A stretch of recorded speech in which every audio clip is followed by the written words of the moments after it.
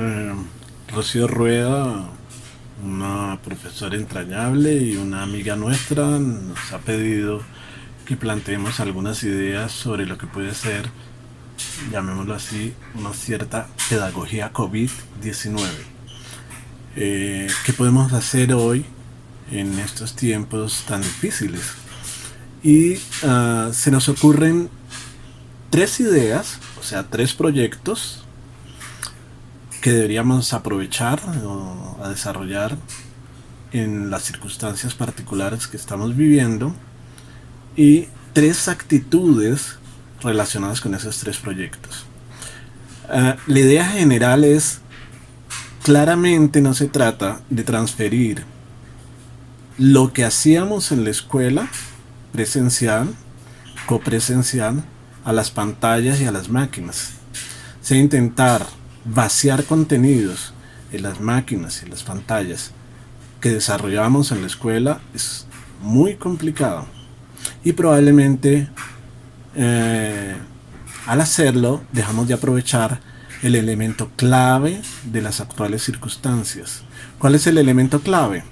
El elemento clave es: los niños están en sus casas, el lugar de la casa, ese nicho, debe ser aprovechado por una pedagogía COVID. Ese es el planteamiento esencial. Es decir, la casa es el lugar del trabajo pedagógico. No intentemos llevar la escuela a través de las pantallas y los dispositivos a la casa. Aprovechemos la casa como lugar de aprendizaje. Para hacerlo, se nos ocurren tres proyectos. Un primer proyecto se va a llamar Enriquecer la casa.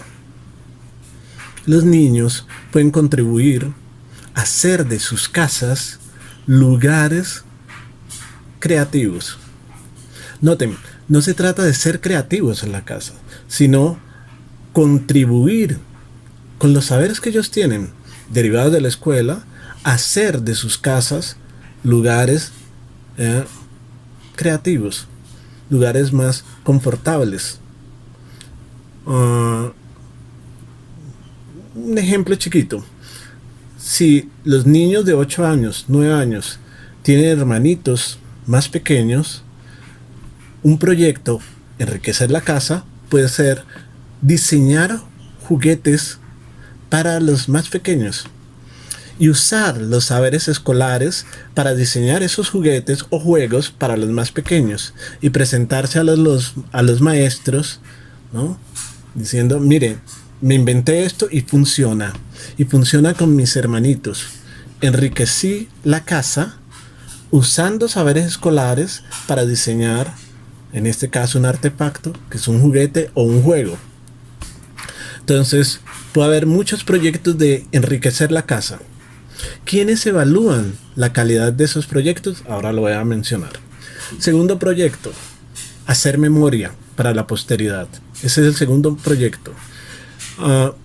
Es importante que estos chicos entiendan que están viviendo uno de los episodios y uno de los eventos más importantes de la historia contemporánea, y ellos son parte de ese evento. Están viviendo hoy, 2020, lo que vivió una generación, un par de generaciones atrás, con la llegada de los seres humanos a la luna. Este evento es brutal y doloroso, pero es su evento y es su memoria, ¿no?, a la que pueden ayudar a construir para la posteridad. Será un evento sobre el cual podrán hablar con sus nietos, sus bisnietos en el futuro. Entonces, se les puede pedir que hagan el trabajo de recabar, guardar, escribir, producir parte de la memoria del futuro COVID-19 para aquellos que no vivieron el evento. Ese es un segundo tipo de proyectos. Y un tercer tipo de proyectos se llama descifrar el SARS-CoV-2, perdón. Es decir, con los saberes que tienen en la escuela, los niños pueden ayudar a entender el SARS, están cada vez más atravesadas por noticias sobre el SARS, eventos, información sobre el SARS. Bueno, ayuden a entender el SARS.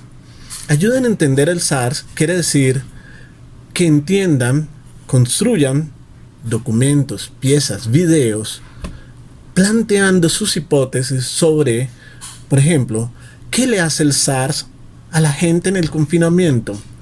¿Qué le hace el SARS? ¿Cómo se expande el SARS? ¿Cómo se ha expandido el virus? ¿De qué manera? ¿Qué quiere decir que el SARS, que el virus tenga una tasa de diseminación XYZ? ¿Cómo es que el confinamiento evita que el SARS se disemine? ¿Cómo funciona el virus? ¿Qué es un virus? ¿De qué se enferma la gente con el virus? ¿Qué le hace el SARS a la economía? ¿Por qué el parar los trabajos afecta a la economía? En fin, es decir, entender el SARS, ¿no?, puede ser una oportunidad para hacer reflexión desde las matemáticas, desde las ciencias naturales, desde las ciencias sociales, desde la geografía. ¿Cómo es que llegó el SARS de Wuhan, China, hasta todos los confines del mundo? ¿De qué manera? En fin, ese sería el tercer proyecto. Primer proyecto, enriquecer la casa. Segundo proyecto, hacer memoria para la posteridad de esta pandemia. Y tercer proyecto, descifrar el SARS. Esos tres proyectos tienen en común que aprovechan la condición particular de nuestra situación. Están en casa, y estar en casa es al mismo tiempo condición y ventaja para construir un tipo de pedagogía COVID. Ahora sí, los tres claves complementarias de esos tres proyectos. Primero, es importante que lo que les pongamos a hacer a los niños sea realmente un desafío y un experimento. Es decir, sea experimentado por los profesores, pero también por los niños, pero también por sus familias, como un desafío. Algo que no se puede resolver copiando y pegando información de las pantallas. Cualquiera de los tres proyectos no se puede resolver simplemente con copiado y pegado.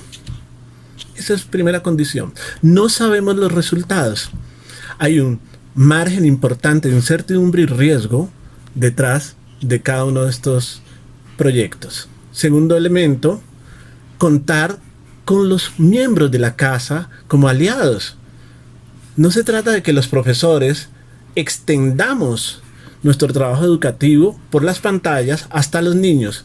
Hay trabajo educativo que pueden hacer los miembros de la casa.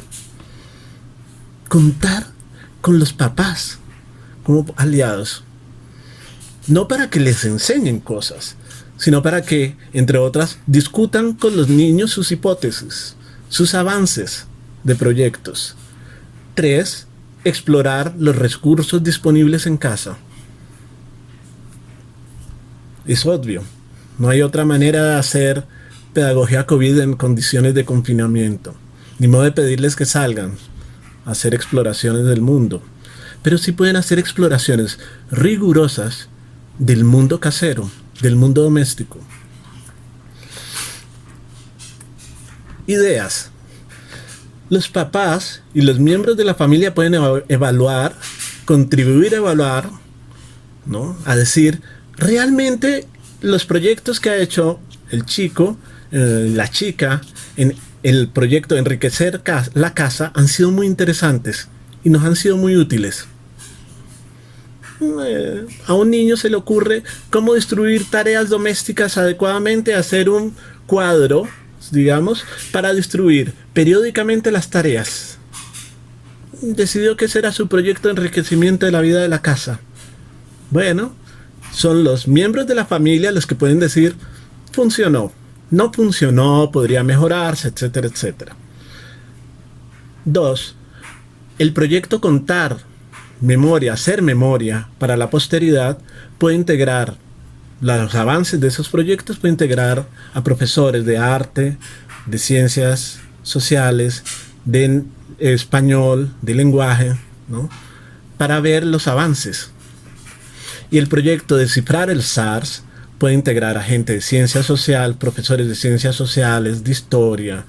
Bueno, ya sabemos qué ha pasado con la historia en los currículos colombianos, pero bien, de ciencias sociales, de geografía, de ciencias naturales, de matemática, para ver los avances de las hipótesis de los niños.